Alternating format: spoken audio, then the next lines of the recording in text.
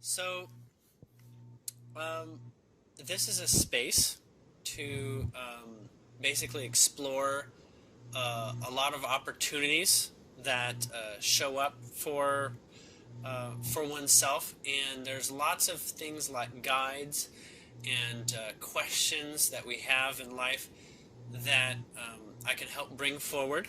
So, did you have anything along the lines of something prepared you want to start with, or would you like to just have me begin tap in and give start with the large picture of what I'm getting? You want to do Dylan first, Cindy? Cindy has one issue that she'd like you to try to explore for her, Okay, and that is Dylan. okay. Just give me one moment while I listen and focus in. Okay.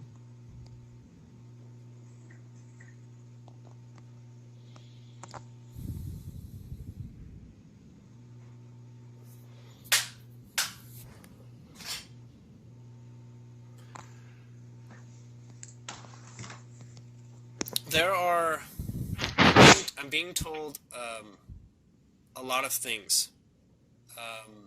I'm going to see where it is preferable for me to start with it.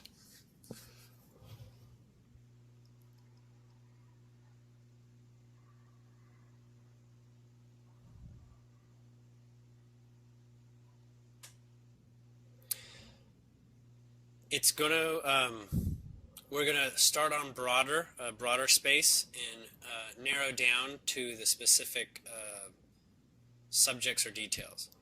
Okay. So Dylan has a relationship in such a space that we're going to call life contracts. I'm sure you're familiar with that concept, in that people have relationships together where they both push and pull each other, which means that they can be both the good guy and the bad guy circumstantially in their interactions. Oftentimes, they get really close, and the arrangement is that they be very close, and for that reason, they can challenge one another with more significant life experiences. It's like an experience you might run away from if it was with somebody you weren't comfortable with. And so oftentimes that is the broader place in which a relationship occurs. Now, um, specifically, I don't know how to explain it, but Dylan um, is able to say things here, or we'll say Dylan's higher being level awareness. I want to say it's even more than higher awareness, is wanting to say some things specifically. Before I go with that, did you have any questions or comments?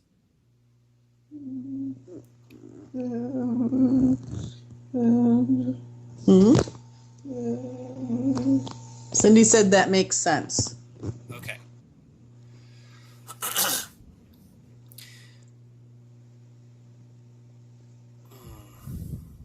Just give me one moment. This is a little bit larger than I thought it was going to be in terms of a chunk of information.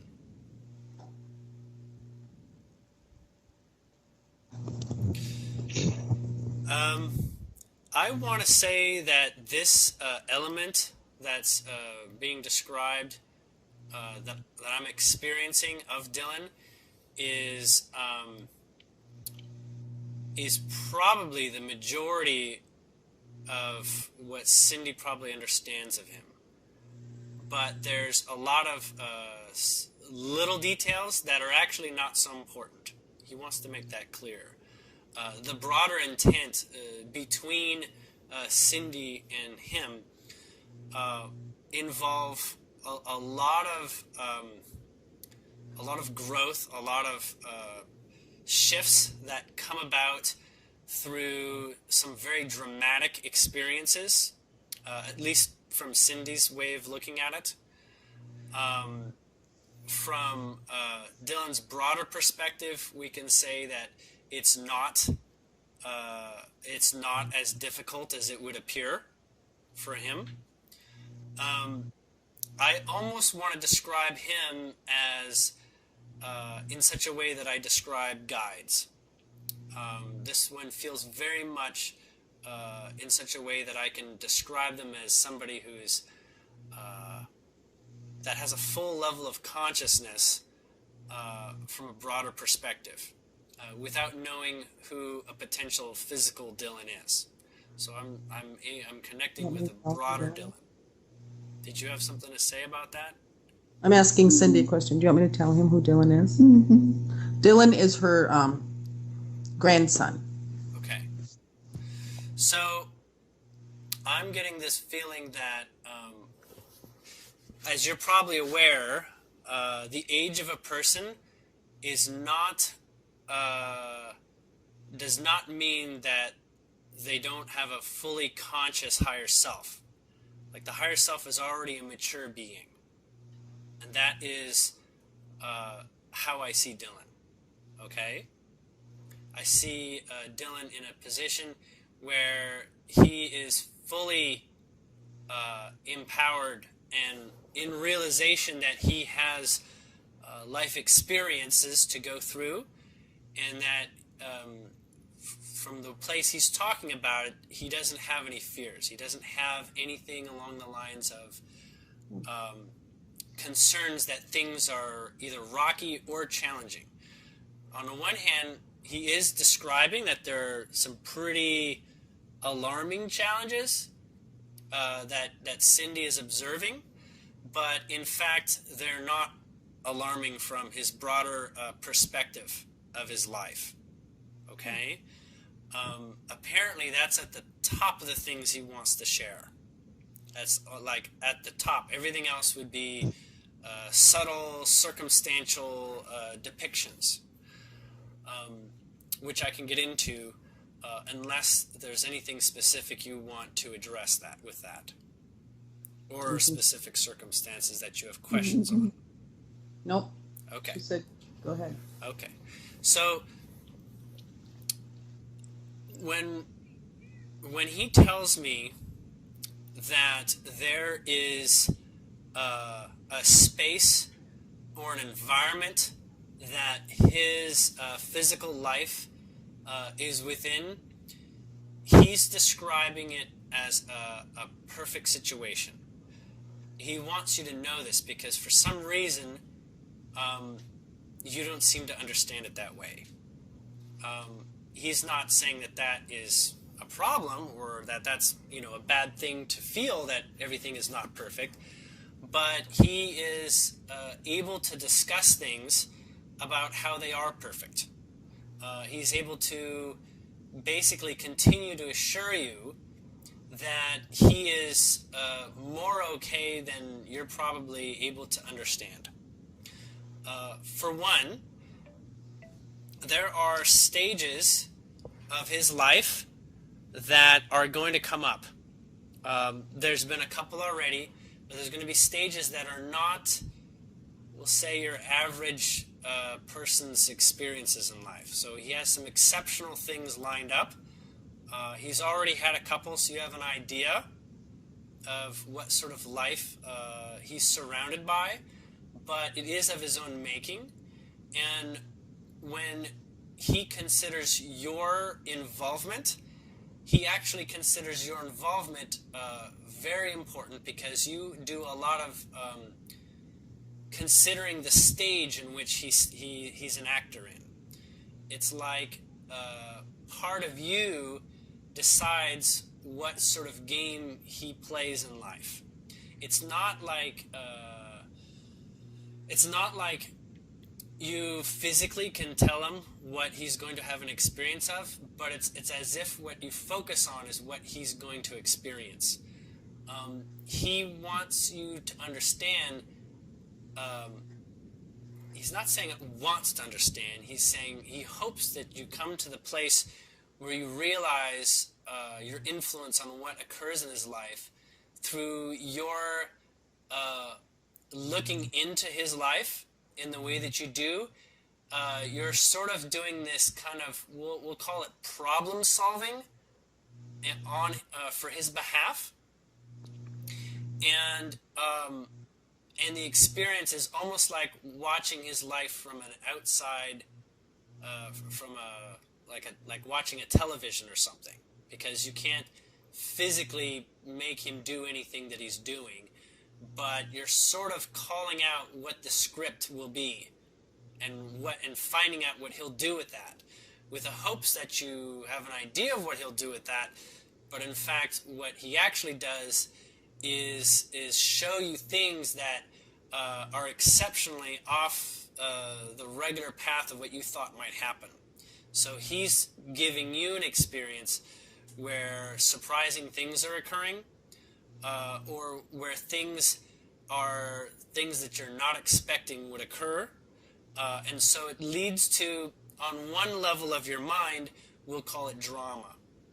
We can call it something that seems like it would be a challenge to overcome, or to get one's wits wrapped around.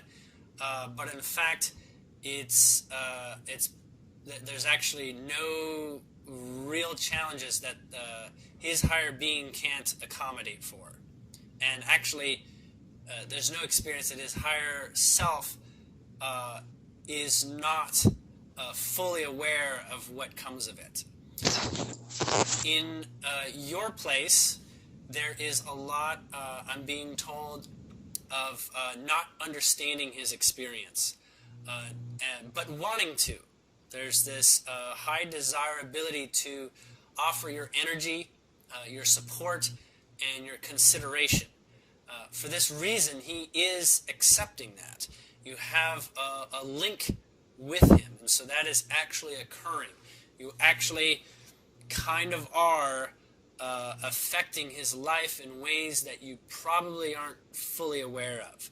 Not because of who you are, just being Cindy, but being who you wish to be, almost like in a non-physical way, or non-direct way, how you wish to be able to involve your support with him. It's like a not direct interaction. I don't know how to describe what I'm seeing, but it's something that's relatively indirect.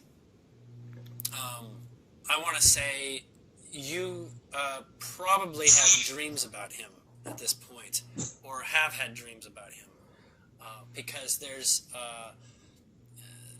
definitely, you're both in sort of like a same kind of soup. You're both having an experience in two different ways about something, and this soup plays out at a subconscious level, which can become more obvious in dreams. Did you have anything you wanted to comment up to that point? Can I tell him? She's recently told me that she had been having dreams about Dylan. Okay. So, has she told you what the dreams were? Because if she wanted to, we can analyze them and what the elements are, so that she can become comfortable with what she sees. All dreams are neutral, in case in point, in terms of what actually shows. They're as much premonitions as they are invitations to a reality in which you become comfortable with what's being shown. Some of the dreams were a concern that he may be experiencing someone bullying him at school. Mm-hmm. Yeah, and that is... Just give me one moment. He wants to say something specific about that. I'm like, almost don't get to say much of what I would think I would be saying. I'm really just saying what he wants to be said. Okay. So he wants to say that there is what you might understand as a challenge in the way that you would understand bullying, but he's asked for it at an unconscious place. So the higher being is actually delivering something, because he has an adoration for people with courage, who have a strong will to get through things, like a knight. Like a knight has courage. And so in a sort of hard way to explain directly, he's invited a way to bring out his inner courage. Okay? Now, on the one level, he's very, I want to say he's unusually sensitive, so that his emotions can be read by people who are close to him.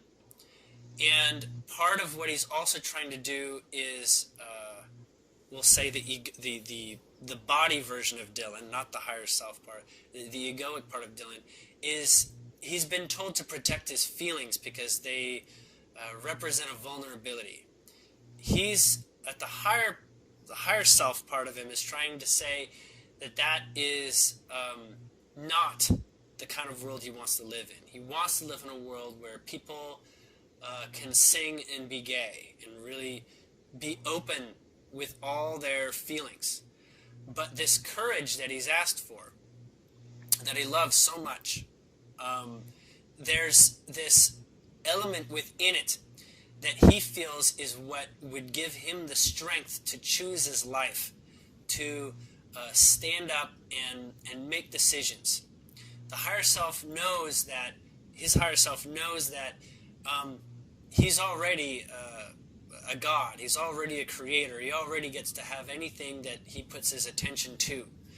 But in spite of not feeling already courageous, he actually more wants to be able to have people that he can just say what's on his mind, like people he can trust, that he can just talk with. And the aspect of the bullying is coming from him speaking his open, unabashed feelings. And the reason why the bullying occurs is because he's attracting those that are already repressed in their ability to share their feelings, and they're using the vibration of their jealousy to harp on him. Does that make sense? Is that yes. Clear? Okay. Yes. So in fact, him being the freedom desiring, joyful being that he is, he wants to and feels he needs to be courageous in expressing his feelings. And he's affecting a lot of people around him to begin building this courage. And not only those that wish they could be like him, but those that are also jealous are going through experience as a result.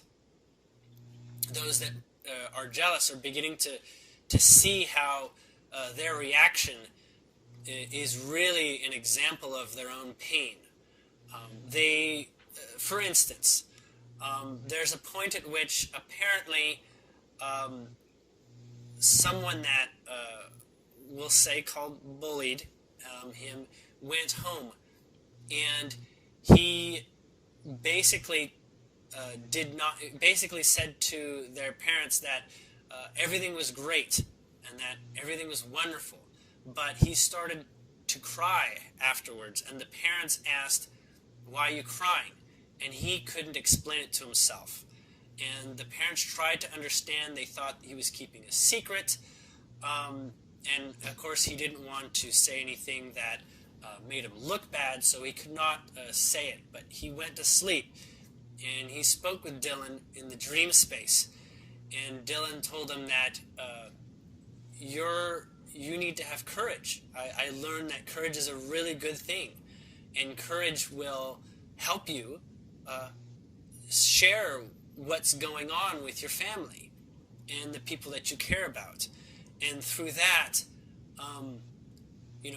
they basically shook hands and said, "We're grateful that we have this higher contract in place." But it doesn't really start and end with that. That's just a moment in time. This other one that is in the place of being bullying has a really, really strong timeline of there's actually 3 or 4 major timelines for Dylan's future. One is in which that person that was bullied becomes at the highest point of joy for both Dylan and the primary, there's more than one bully. The primary bully or the other bullies are mimicking and trying to learn from the same experience. But in the end, the primary bullier is going to become their best friend, Dylan's best friend, in time.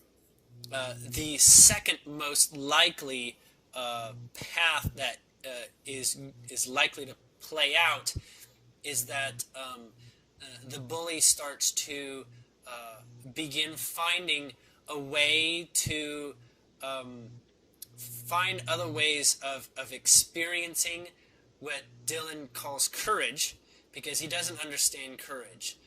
The word courage is not on Dylan's tongue right now. He doesn't know that word. He doesn't know what he's doing is about that. That's the higher self's description of what the contract is really doing. If you were to tell Dylan that what he's practicing is being courageous, he'll get it right away. Okay? But going back to the description of the second timeline, the other one that is in the position of bullying is going to find other ways of bullying because it becomes less and less effective with Dylan. And so really all it does is delay the other one's growing experience to realize that being courageous is something that permeates through any way of being a bully, and that this other one is actually formidably intelligent. So this is why it's likely that they will try to change tactics to demonstrate their jealousy of a sort, which is just another way of saying they wish they had what Dylan practices. So what will happen in that case is that there will be they'll take a break, they'll back off from bullying, and they'll use their new approach on other people that sort of like are following Dylan in the way that they're learning to be courageous like him, and they will he will most likely pick on, we'll say, Dylan's followers that follow in Dylan's footsteps of expressing and being in joy, because Dylan is basically too much to handle, if that makes sense. Dylan is not going to fully disengage. He will support his friends over time in that timeline. That gets into many, many different other angles, but the third timeline is there's going to come, we'll call it a fight, where we'll say the engagement between the bully defending the energy or fighting for a reason to have jealousy, and Dylan fighting for the purpose of having courage is going to lead to a climactic event. It's not going to be a physically dangerous, hurtful experience, but it's gonna affect the psyches of them and those that surround the experience. So, like friends, parents, and whatnot. It's going to affect them less than Dylan and the other one directly, but it's going to set the stage for another way of we'll call it children finding good reasons for teasing each other, and good reasons for encouraging each other. Teasing and encouraging being opposites. And they play out in other ways. Now, you're going to find out which of these three comes to pass. I'm being told shortly, because apparently Dylan has plans. On one level, it's hard to describe the plans because they're almost entirely emotional in nature. They aren't like he has something to tell you. It's more along the lines that the emotions are sort of like already drawing lines in the sand. Now, it will be able to be explained, and it will come to light to some degree if it's either timeline 1 or timeline 3. Now, there's a fourth timeline with a smaller something that I can be told. It's hard to describe, but what I'm seeing is that um, that the parents or those that supervise both Dylan and the bully have a conversation and come to the conclusion that they do not want Dylan or the other to have this kind of relationship. Is that clear? Yes. Okay. But it's actually the least preferable life exploring path of the four.